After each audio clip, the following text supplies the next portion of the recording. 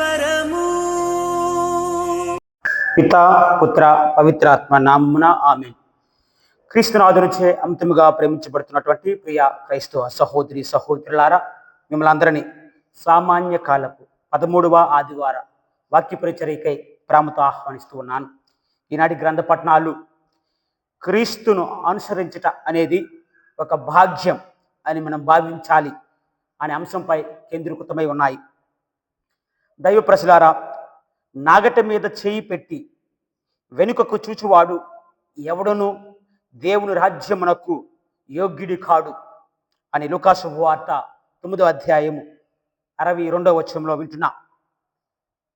ఒకసారి ఒక యువకుడు కరాటీ నేర్చుకోవాలని ఆలోచించి ఒక గురువును ఆశ్రయించాడు.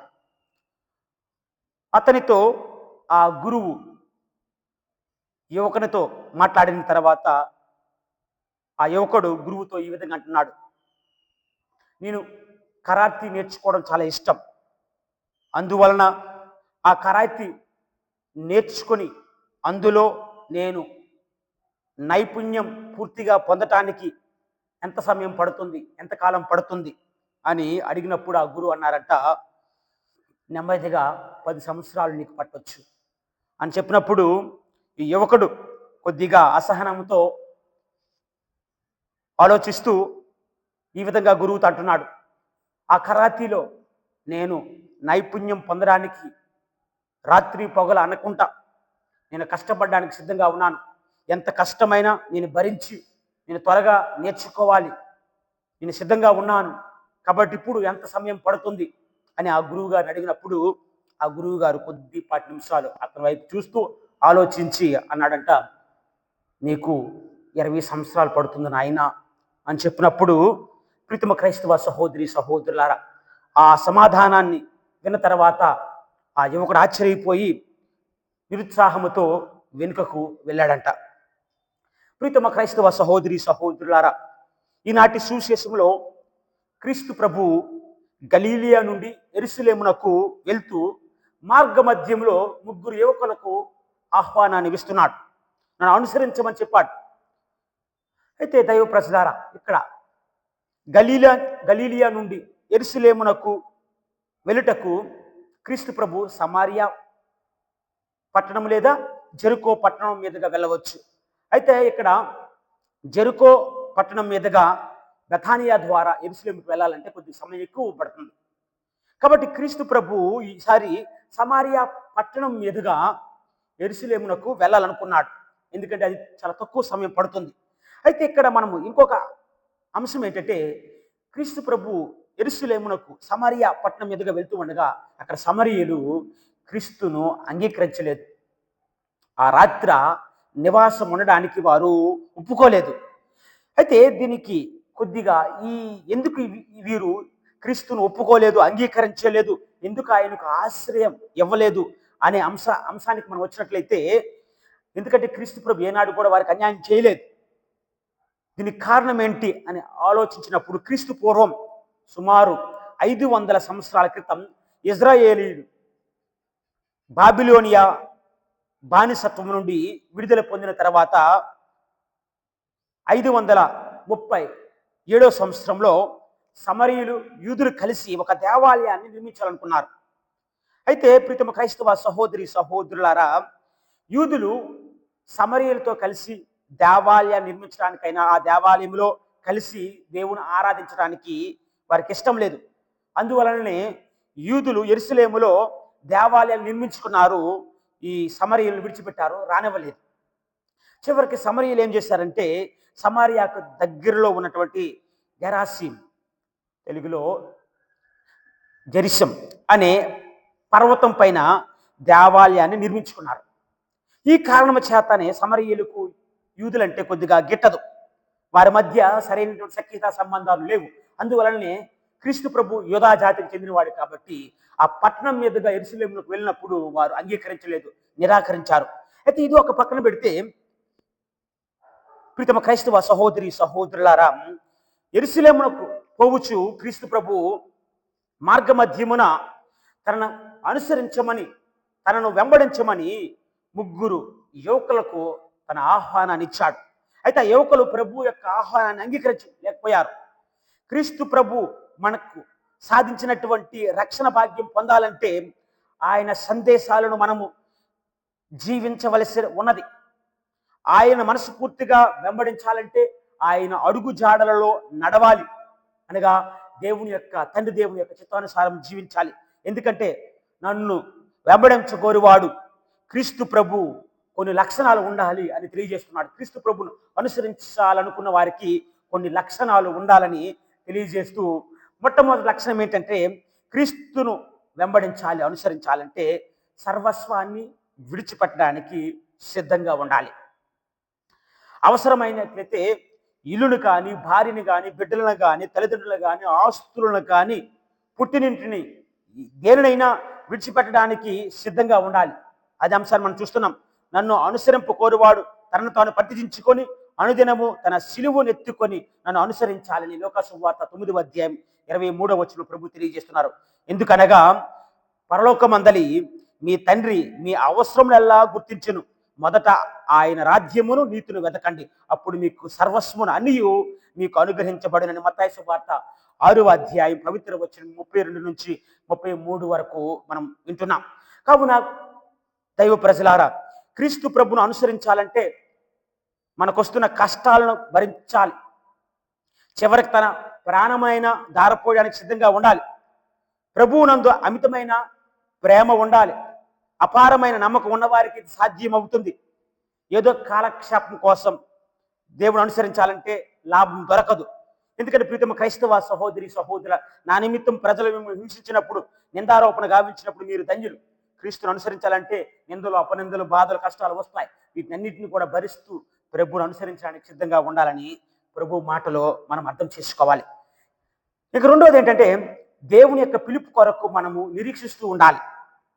ప్రభు ఆహ్వానించినప్పుడే ఆలస్యం చేయకుండా ఆ పిలుపును స్పందించి నేను సిద్ధంగా ఉన్నాను అంటూ ప్రభు మాటకు జవాబునిస్తూ ఆయనను వెంబడించాలి. దైవ పిలుపు అను భాగ్యం మన అందరికీ చేరినప్పుడే దాన్ని అందుకోవడానికి మనం ప్రయత్నం చేయాలి. ఎందుకంటే చేజారిన తర్వాత ఉపయోగాలు బాధపడితే, ఉపయోగాలు చింతిస్తే ఉపయోగం లేదు. వచ్చిన అవకాశాన్ని సద్వినియోగం చేసుకోవాలి. సద్వినియోగం చేసుకోకుండా తర్వాత పశ్చాత్తాపడితే ఉపయోగం లేదు. కాలయాపన చేస్తూ జీవితం గడపాలనే వారికి ఇది సాధ్యం కాదు. ఎందుకంటే time and tide never wait or wait for none. అనగా కాలము, సముద్రపు అలలు ఎవరి కోసం ఆగవు. కావున ప్రీతమ క్రైస్తవ సహోదరి సహోదరుల, మనకు వచ్చినటువంటి అదృష్టాన్ని 2 చేతులతో హత్తుకొని సొంతం చేసుకొని వెంటనే మనము ఉపయోగించుకొని ప్రభువును అనుసరించాలని తెలియజేస్తుంది వాక్యం. లౌకిక సమస్యలు కానీ, కుటుంబ భారము కానీ, ప్రత్యేకమైనటువంటి సుఖభోగాలు అనుభవించాలని కానీ ఆలోచనతో ఉన్నప్పుడు దైవ పిలుపును అందుకోలేవు. అనగా ఈ లోక బంధాలు, కనుబంధాలకు, ఈ లోకమైనటువంటి వ్యామోహాలకు నువ్వు లొంగిపోతే ఆ క్రీస్తు ప్రభు యొక్క పిలుపును నువ్వు అందుకోలేవు. అందుచేతనే క్రీస్తు ప్రభు చాలా కఠినముగా మాట్లాడుతున్నాడు. ఏంటంటే మృతులనే తమ మృతులను సమాధి చేయనిము, కానీ నీవు వెళ్ళి దేవుని రాజ్యమును ప్రకటింపుము అని చెప్పను. ఎందుకన్నా దైవరాజ్యాన్ని వ్యాపించటం, దేవుని యొక్క సందేశాన్ని ప్రకటించడం అనేది ప్రతి క్రైస్తవుని యొక్క లక్ష్యం. మన జ్ఞానస్నానము ద్వారా ఈ బాధ్యతను మనం స్వీకరిస్తున్నాం. కనుక ప్రీతమ క్రైస్తవ సహోదరి సహోదరుల, ఇక ప్రభువును అనుసరించే క్రీస్తు శిష్యులుగా అభిషేకించిన వారికి ఇది ప్రథమ కర్తవ్యముగా మారాలి. ఇక మూడోది ఏంటంటే ప్రభు యొక్క శిష్యులుగా ఉండడానికి కావలసిన లక్షణం ఏంటంటే క్రీస్తు ప్రభువును అనుసరింపగోరువారు అచంచలమైనటువంటి నమ్మకం కలిగి ఉండి కడవరకు దృఢమైన విశ్వాసముతో ఆయనను అనుసరించాలి. వారే నిజమైనటువంటి శిష్యులని ప్రభువు తెలియజేస్తున్నారు. అందుకనే క్రీస్తు ప్రభువు నిజమైనటువంటి శిష్యరకం అంటే శిష్యులు ఏ విధంగా ఉంటారంటే పొలం దున్నే వారితో పోలుస్తూ ఉన్నారు. అదేంటంటే నాగట మీద చేయి పెట్టి వెనక్కు చూచువాడు ఎవడను దేవుని రాజ్యమునకు యోగ్యుడి కాడు. కారణం, దున్నేవాడు దిక్కులు చూస్తే మనస్సు పెట్టి పని చేయకపోతే దానిలో నిలకడ ఉండదు. ఎందుకంటే నిలకడ లేకపోతే నాగ నాగటి చాలు వంకర పోతుంది. అనగా క్రీస్తును అనుసరించుకోరు వాడు సర్వస్వాన్ని త్యజించాలి. సగం సగం కాదు, సగం విడిచిపెడతా సగం నాతో ఉంచుకుంటానంటే కుదరదండి. సర్వస్వాన్ని మొత్తాన్ని విడిచిపెట్టాలి. ఏలోక వ్యామోహాల్లో పడి అనుబంధాల చక్రాల్లో చిక్కుకొని క్రీస్తు కొరకు సమస్తము త్యాగం చేయడానికి సిద్ధంగా లేకపోతే కష్టం. సర్వస్వాన్ని సర్వస్వాన్ని త్యజించడానికి విడిచిపెట్టడానికి సిద్ధంగా ఉండాలి. క్రీస్తును వెంబడించాలంటే, ఆయన అనుసరించాలంటే సర్వస్వాన్ని విడిచిపెట్టాలి. ఇది ఒక గొప్ప గుణం. ఎందుకంటే సింగిల్ మైండెడ్నెస్ అంటారు. అంటే ఏక మనస్సు యందు, ఏక విషయం యందు మనస్సును కేంద్రీకరించాలి, లగ్నం చేసుకోవాలి, పని చేయాలి. దీన్ని తెలుగులో 2 పడవల మీద కాలు పెట్టేవాడు తీరానికి ఇప్పుడు కూడా చేరుకోలేడు. అదేవిధంగా ప్రీతమ క్రైస్తవ సహోదరి సహోదరి అంశాన్ని క్రీస్తు ప్రభు అంటున్నారు, ఏ వ్యక్తి కూడా ఇద్దరు యజమానులను స్వేంపజాలడు. కాబట్టి వేటగాడు ఎవరైనా 2 కుందేలు ఒకేసారి పట్టుకోవాలని ప్రయత్నించినప్పుడు పట్టుకోలేడు. అదేవిధంగా ప్రీతమ క్రైస్తవ సహోదరి సహోదరుల మనము కూడా క్రీస్తును అనుసరించాలి. ఈ లోకపు వ్యామోహాల్లో పడిపోవాలి. ఈ లోకపు వ్యామోహాలు మనతో ఉండాలి. ఈ లోకపు అనుభవాలను మనం అనుభవించాలంటే అది కుదరదు. కాబట్టి ప్రీతమ క్రైస్తవ సహోదరి సహోదరులారా, నువ్వు చేసే పని నిజాయితీ ఉండాలి. దాని యందు ఏకాగ్రత కలిగి ఉండాలి. మొదలుపెట్టినటువంటి కార్యక్రమాన్ని పూర్తి చేయడానికి కావలసిన పట్టుదల కలిగి ఉండాలి. ఎవరైతే ఈ లక్షణాలతో ప్రభువును వెంబడిస్తారో, అనుసరిస్తారో వారే కడ వరకు కూడా సహనము కలిగి చేయగలుగుతారు. క్రైస్తవులైన మనము మన రక్షకుడైన క్రీస్తు ప్రభువును, ఆయన అడుగు జాడను అనుసరించటం మరియు ఆయనకి ఇష్టమైన విధముగా జీవించటం అనేది సులువు కాదు. ఎన్నో శ్రమలకు, ఎన్నో కష్టాలకు, ఎన్నో సమస్యలకు దారితీస్తుంది. కావున క్రైస్తవ జీవితం పూలపాన్పు కాదు. అది ఒక క్లిష్టమైనటువంటి పని, క్లిష్టమైనటువంటి బాధ్యతగా కాదు, చాలా కఠినమైనట్టుది. కాబట్టి ఒక్కొక్కసారి మనం ఆ క్రీస్తు ప్రభువుకు నిజమైన శిష్యులుగా జీవించాలంటే అనేకమైనటువంటి కష్టాలు, బాధలు ఎదుర్కోవాలి. ప్రస్తుత కాలంలో క్రైస్తవులు అంటే అసహించుకునే వారు అనేక మంది ఉన్నారు. మరి ఇలాంటి పరిస్థితుల్లో క్రీస్తును అనుసరించడం అనేది ఇంకనూ చాలా కఠినం. కాబట్టి దానికి కావలసినటువంటి ఓర్పు, విశ్వాసము, దేవుని ఎంత అమితమైన ప్రేమ కోసం మనం ప్రార్థన చేయాలి. ఇవి మనం పొందడానికి ప్రభును ప్రార్థన చేయాలి. మన జీవిత గమ్యం దృష్టిలో పెట్టుకొని ఎదుర్కొనే సమస్యలను, కష్టాలను, శోధనలను దృఢ విశ్వాసముతో మాత్రమే ఎదుర్కొనగలం. కాబట్టి ప్రీతమ క్రైస్తవ సహోదరి సహోదరులారా, క్రీస్తును అనుసరించటం ఒక వ్యక్తి అయితే, ఆయన వెంబడించటం, తరువాత ఆయన నుండి నేర్చుకోవలసిన దైవ సందేశం మరియు పరలోక రాజ్యపు వెలుగు అనుగుణంగా నడుచుకోవటం మరొక ఎత్తు. దైవరాజ్య స్థాపన కావలసినటువంటి గుండె ధైర్యాన్ని మరియు దైవ సంకల్పాన్ని పవిత్రాత్మ సర్వేస్ మనకు ప్రసాదించాలని ప్రార్థన చేయాలి. శిష్యులు కావాలంటే చాలదు, శిష్యులు అయిపోతే సరిపోదు. లేదా బాప్తిస్ము ద్వారా మేము క్రైస్తవుని చెప్పుకుంటే సరిపోదు. ప్రీతమ క్రైస్తవ సహోదరి సహోదరుల, దేవుని అన్నిటికంటే అధికముగా ప్రేమించాలి. ఇహలోకమైనటువంటి భద్రతలు, సౌకర్యాలు, బంధుత్వాలు, సుఖభోగాలు వదులుకోవాలి. స్వలాభాల కోసం ఎదురు చూడకూడదు. స్వార్థములైనటువంటి మనస్తత్వాలు కలిగి క్రీస్తును అనుసరించాలి. క్లుప్తంగా చెప్పాలంటే క్రీస్తును అనుసరించేవాడు తనను తాను త్యజించుకొని తన సిలువనెత్తుకొని క్రీస్తును అనుసరించాలి. ప్రాణ త్యాగం చేయడానికైనా సిద్ధంగా ఉండాలి. నేను కొంచెం వేయకూడదు. క్రీస్తునందు దృఢమైనటువంటి విశ్వాసము కలిగి ఉండాలి. క్రీస్తు కొరకు సమస్తాన్ని విడిచిపెట్టడానికి సిద్ధంగా ఉండాలి.